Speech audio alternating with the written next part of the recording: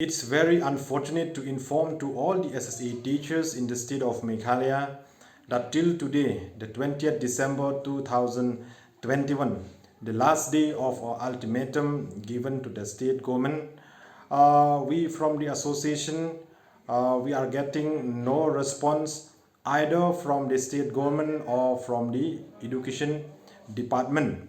So as a mark of protest against the adamant and silent attitude of the Meghalaya Democratic Alliance under the leadership of Sir Conrad K. Sangma as the Chief Minister for not fulfill our demands for releasing the fund amounting of rupees 104 crores, which is an additional fund to be borne by the state governments on cupping norms of Samagra Shiksha Abhiyans, which is still lying with the state government for the last 3 years. So as a mark of protest, we, the SSA teachers in the state of Meghalaya, will launch a non-cooperation movement against the state government starting from tomorrow, the 21st December 2021, and will be ended till the state government fulfill our demands and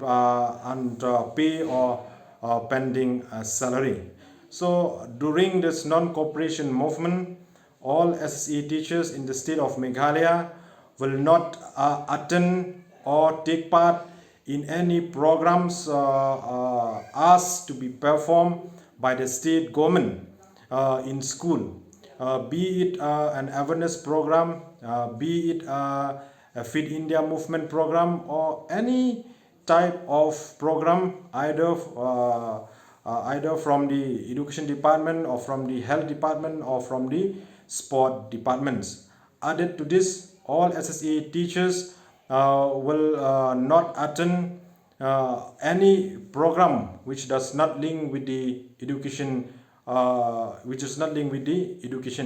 be it an election duty. All the SSA teachers will not perform their duties as the BLOs, be it COVID-19 duty, an awareness program on COVID-19 vaccinations, and other program